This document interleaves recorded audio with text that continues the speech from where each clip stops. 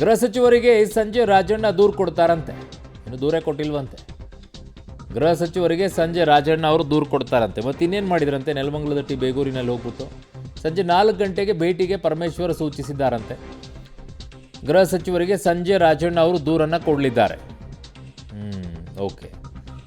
So 3 ಪುಟಗಳ ದೂರು ಕೊಟ್ಟರು ಅಂತ ಒಂದು ಕಡೆಗೆ ಹೇಳಿದ್ದೀರಿ. ಈಗ ಇನ್ನೊಂದು ಕಡೆಗೆ ನೆಲಮಂಗಲದ ಟಿ ಬೇಗೂರಿನ ಸಿದ್ಧಾರ್ಥ ಕಾಲೇಜಿನಲ್ಲಿ ಹೋದ್ರಂತೆ. ಆವಾಗ ಪರಮೇಶ್ವರರು ಬೇಡ ನೀವು ಸಂಜೆ ಬನ್ನಿ ಅಂತ ಹೇಳಿ ಕಳಿಸಿದ್ರಂತೆ. ಏನಪ್ಪ ಕತೆ. ಸಂಜೆ 4 ಗಂಟೆಗೆ ಭೇಟಿಗೆ ಸೂಚಿಸಿದ್ದಾರಂತೆ ಪರಮೇಶ್ವರ್ ಅವರು. ಇನ್ನೂ ಕೊಟ್ಟಿಲ್ವಂತೆ. ಘಟನೆ ಬಗ್ಗೆ ಈಗ ಪರಮೇಶ್ವರ್ಗೆ ವಿವರಣೆಯನ್ನು ನೀಡಿದ್ದಾರೆ. ಅದನ್ನು ಕಂಪ್ಲೀಟಾಗಿ ಒಂದು ದೂರು ಕೊಡಿ ಅಂತ ಹೇಳಿದ್ದಾರೆ. ಸೊ ಹಾಗಾಗಿ ಆ ದೂರನ್ನು ಕೊಡಲಿದ್ದಾರಂತೆ ಗೃಹ ಸಚಿವರಿಗೆ ರಾಜಣ್ಣ ಅವರು.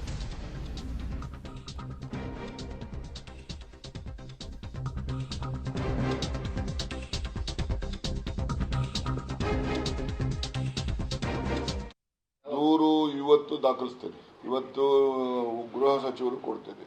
ಯಾಕೆಂದರೆ ವಿಧಾನಸಭೆಯಲ್ಲಿ ನಾನು ಮಾತಾಡಿರೋದು ಅವ್ರಿಗೆ ಕೊಡ್ತೀನಿ ಅಂತಲೇ ಹೇಳಿದ್ದೆ. ಇಷ್ಟು ದಿವಸ ಬರೆಯೋಕ್ಕಾಗಿರಲಿಲ್ಲ. ಇವತ್ತು ಗೃಹ ಸಚಿವರಿಗೆ ಪತ್ರ ಕೊಡಲಿಕ್ಕೆ, ದೂರನ್ನು ಕೊಡಲಿಕ್ಕೆ ರೆಡಿ ಮಾಡಿದ್ದೀನಿ. ಬೆಳಗ್ಗೆಯಿಂದ ಕೂತ್ಕೊಂಡು ನಾನೇ ಬರೆದಿದ್ದೇನೆ. ಬರೆದು ಈಗ ಟೈಪ್ ಎಲ್ಲ ಮಾಡಿಸ್ತಾ ಇದ್ದೀನಿ. ಮತ್ತು ಬ್ಲೂ ಶೀಟಲ್ಲಿ ಮಾಡಪ್ಪ ಅಂತ ಹೇಳಿದ್ದೀನಿ. ಬ್ಲೂ ಶೀಟಲ್ಲಿ ಕಾಪಿ ತೆಗಿತಾನೆ. ಅವ್ರು ಎಲ್ಲಿದ್ದಾರೆ ಅಲ್ಲಿ ಹುಡ್ಕೊಂಡು ಹೋಗಿ ಇವತ್ತು ದೂರು ಕೊಡ್ತೀನಿ. ಅದು ಮೊದಲನೇ ಸತಿ ಹುಡುಗ ಬಂದಿದ್ದವನು 2 ಸರಿ ಬಂದಾಗಲೂ ಅವನೇ ಕಾಮನ್. 2 ಸರಿ ಬಂದಾಗ ಹೆಣ್ಮಕ್ಳು ಬೇರೆ ಬೇರೆ. ಲಾಯರ್ ಟೈಪ್ ಅಂತ ಕೋಟ್ ಗಿಟ್ ಏನಿಲ್ಲ. ಅವರು ಎಲ್ಲ ಒಂದು ಜೀನ್ಸು, ಒಂದು ಬ್ಲೂ ಇದ್ರದ್ದು ಟಾಪ್ ಎಲ್ಲ ಹಾಕೊಂಡಿದ್ರು. 2ನೇ ಸರಿ ಬಂದವರು ನಾನು ಹೈಕೋರ್ಟ್ ಲಾಯರ್ ಅಂತ ಹೇಳ್ಕೊಂಡಿದ್ರು. ಹೈಕೋರ್ಟ್ ಲಾಯರ್ ಅಂತ ಹೇಳಿ ಹೈಕೋರ್ಟ್ ವಕೀಲ ಇಲ್ಲ. ಫಸ್ಟ್ ಟೈಮ್ ಹೈಕೋರ್ಟ್ ಅಂತ ಹೇಳಿಲ್ಲ. Second time lawyer. ಕೇಸ್ ಎಲ್ಲ ಏನೋ ಪರ್ಸನಲ್ಲು ನಿಮ್ಮ ಹತ್ರ ಏನೋ ಬಹಳ ಗುಟ್ಟು ಮಾತಾಡಬೇಕಿದೆ ಸರ್ ಅಂತ. ಬಹಳ ಇಂಪಾರ್ಟೆಂಟ್ ಗುಟ್ಟು ಮಾತಾಡಬೇಕು. ತೋರಿಸಿದ್ರೆ ಗುರ್ತು ಹಿಡಿತೀರಿ. CM ಅಷ್ಟೇ ಹೇಳಿದ್ದು. ಅದೇನೇ ಕಂಪ್ಲೇಂಟೇ ಕೊಟ್ಟಿಲ್ವಂತೆ. ಯಾವ ಕೊಡ್ತೀಯ ಅಂದ್ರು. ನಾಳೆ ಕೊಡ್ತೀನಿ ಅಂತ ಹೇಳಿದ್ರು ಅಷ್ಟೇ. ಇವತ್ತು ಕೊಡ್ತಾ ಇದ್ದೀನಿ. ಎಲ್ಲಿಗೆ ಹೋಗ್ತೀನಿ 30ನೇ ತಾರೀಕು ಕಳಿಬೇಕು. ನಾನು 30 ಕಳೆದ ಮೇಲೆ ಹೋಗ್ತೀನಿ. ಈಗಾಗಲೇ ಹೋಗಿದೆಯಲ್ಲ ಹೈಕಮಾಂಡ್ನವರು. ಈಗ ನಿನ್ನೆ ಅಲ್ಲಪ್ಪ, ನಾನಿನ್ನೂ ಖುದ್ದು ಅವ್ರು ನಾನು ಕೇಳಿಲ್ಲ, ಹೇಳಿಲ್ಲ. ಅವರು ಹೈಕಮಾಂಡ್ನವರೇ ಸ್ವಯಂ ಆಗಿ ಅವರೇ ಮಾಹಿತಿ ಕಲೆ ಹಾಕಿದ್ದಾರೆ. ಮುಖ್ಯಮಂತ್ರಿಗಳ ಜೊತೆ ಚರ್ಚೆ ಮಾಡಿದ್ದಾರೆ. ಯಾರು ಚೀಟಿ ಕೊಟ್ಟವರೋ ಯಾರು ಬಿಟ್ಟೋ ನನಗೂ ಅದಕ್ಕೆ ಸಂಬಂಧ ಇಲ್ಲ. ನನಗೆ ಗೊತ್ತಿಲ್ಲ. ಸಿಬಿಐ ತನಿಖೆ ಆಗಬೇಕು ಅಂತ ಅವರು. ಯಾರು CBI ಎಲ್ಲರೂ FBI ಮಾಡಲಿ ಬಿಡಪ್ಪ. ಜಡ್ಜಸ್ ಬಗ್ಗೆ ನಾನು ಏನೂ ಹೇಳಿಲ್ಲ.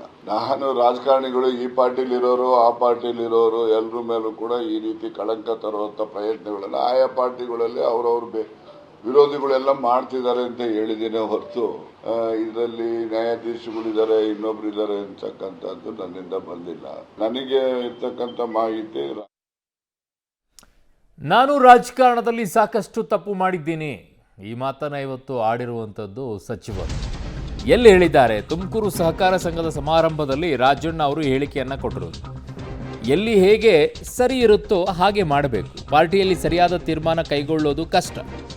2024ರಲ್ಲಿ ಪಕ್ಷದಿಂದ ತೆಗೆದು ಹಾಕಬೇಕಿತ್ತು, ಯಾಕೋ ತೆಗೆದಿಲ್ಲ ಅಂತ ರಾಜಣ್ಣ ಅವರು ಹೇಳಿದ್ದಾರೆ. ಕಾಂಗ್ರೆಸ್ ಪಕ್ಷ ನನ್ನನ್ನು ಸಾಕಷ್ಟು ಬಾರಿ ತೆಗೆದು ಹಾಕಿದರು. 1998, 2004ರಲ್ಲಿ ತೆಗೆದು ಹಾಕಿದರು.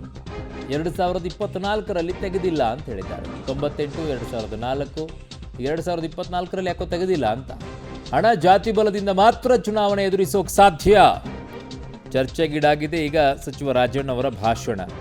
ಏನಕ್ಕೆ? ಹಣ ಜಾತಿ ಬಲದಿಂದ ಕರೆಕ್ಟ್ ಆಗಿದೆಯಲ್ಲ.